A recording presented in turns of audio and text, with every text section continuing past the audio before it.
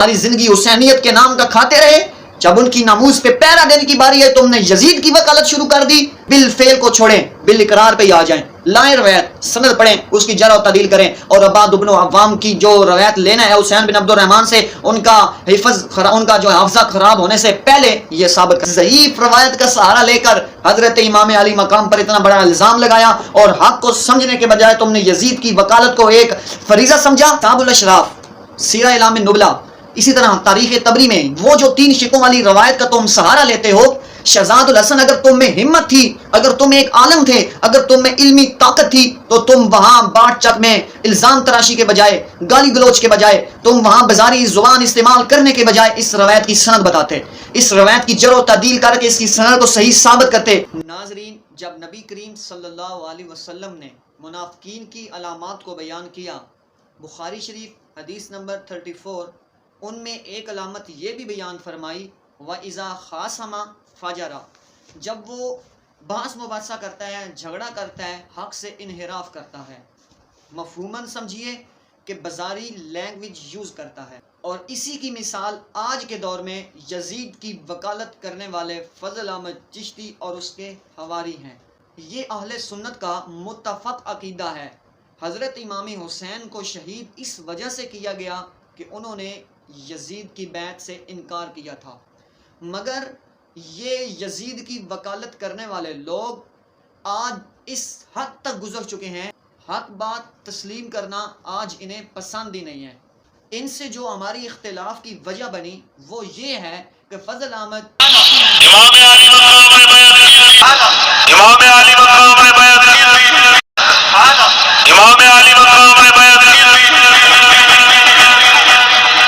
کیا بات ہے، کہانیاں بنائی امام نے اس واسطے بیعت کا انکار کیتا سی، یزید زانی سی، یزید شرابی سی، یزید فلانا سی۔ تو یہ جملہ بالفعل بیعت پر دلالت کر رہا ہے۔ علامہ یوسف رضوی صاحب نے ایک بانٹ چک میں تقریر کرتے ہوئے اسی بات کو دہرایا کہ تم نے کہا ہے امام علی مقام نے یزید کی بالفعل بیعت کی، کیوں امام علی مقام نے بیعت کی تھی۔ موصوف سے گزارش ہے دونوں کانوں کے پردے کھول یہ بکواس کرتا بالفعل بیعت کی ہے، اور جبلات نے پتہ نہیں کی ہے، یہ ماضی ہے کرو کا، یہ استقبال ہے، اور ماضی اور استقبال میں فرق ہے۔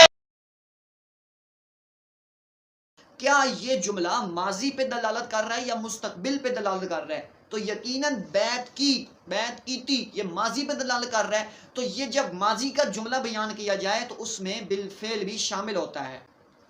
تو جب انہوں نے یہ بات کی تو علماء نے جب انہیں تنبیہ کیا، بازاری زبان استعمال کرنا شروع کر دی۔ اسی طرح بانٹ چک تقریر میں کرتے ہوئے اس شہزاد الحسن چشتی یزیدی نے بازاری لینگویج کا خوب استعمال کیا، علامہ محمد یوسف رضوی صاحب کی پرسنالٹی کو خوب اچھالا،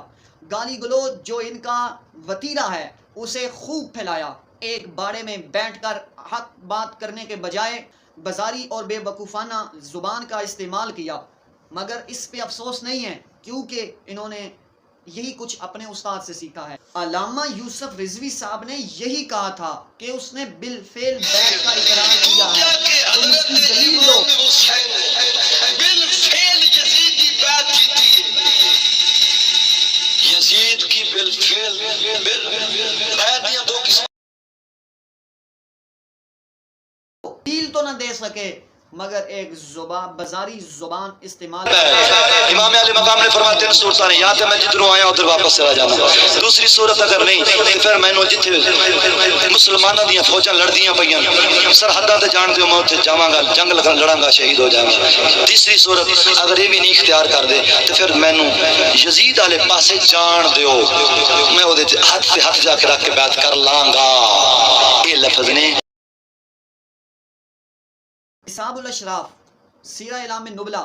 اسی طرح تاریخ تبری میں وہ جو 3 شقوں والی روایت کا تم سہارا لیتے ہو، شہزاد الحسن اگر تم میں ہمت تھی، اگر تم ایک عالم تھے، اگر تم میں علمی طاقت تھی، تو تم وہاں باٹ چک میں الزام تراشی کے بجائے، گالی گلوچ کے بجائے، تم وہاں بازاری زبان استعمال کرنے کے بجائے اس روایت کی سند بتاتے، اس روایت کی جڑ و تعدیل کر کے اس کی سند کو صحیح ثابت کرتے۔ مگر افسوس تم اس سے انحراف کیا، یزید کی وکالت کو ایک فریضہ سمجھا۔ اگر تم میں علمی جرت ہے تو آؤ علم کے میدان میں، گالی گلوچ نکالنا یہ عالم کا شیوا نہیں، بازاری زبان استعمال کرنا یہ عالم کا شیوا نہیں۔ اگر تم میں علمی جرت ہے تو آؤ علم کے میدان میں، یہ 3 شقوں والی روایت کو پڑھ کے سناؤ تم، اور اس کی سند پڑھ کے سناؤ اور بتاؤ یہ سند ٹھیک ہے یا غلط ہے، یہ سند ضعیف ہے یا صحیح ہے۔ اور اس پر میرے پاس کثیر تعداد میں دلائل موجود ہیں۔ عباد بن عوام نے جو حضرت حسین بن عبد الرحمن اسلمی سے روایت کیا، ان کا حافظہ کمزور ہو جانے کے بعد کیا،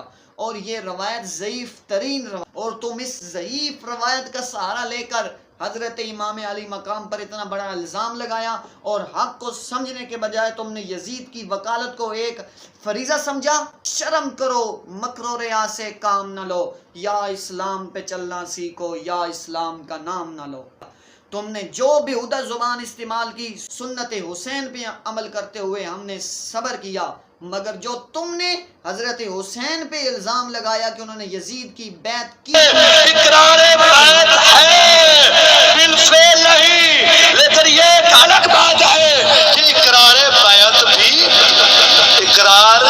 بالفعل پر دلالت کرتا ہے کہ تسی نہیں، ہاں وقت نے موقع نہیں دیا، اس نے کہا نہیں ابن زیاد کی کرنی ہوگی، فرمایا اس کی میں نہیں کر سکتا، اس نے کہا نہیں کر سکتے تو پھر میدان میں شہید۔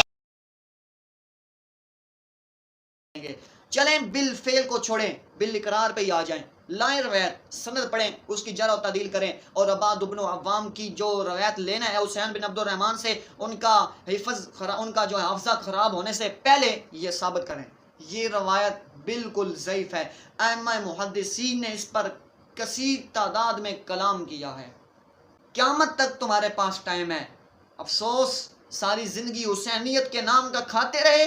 جب ان کی ناموس پہ پیرا دینے کی باری ہے تم نے یزید کی وکالت شروع کر دی۔ افسوس تمہارا کسی دور میں علمی روب تھا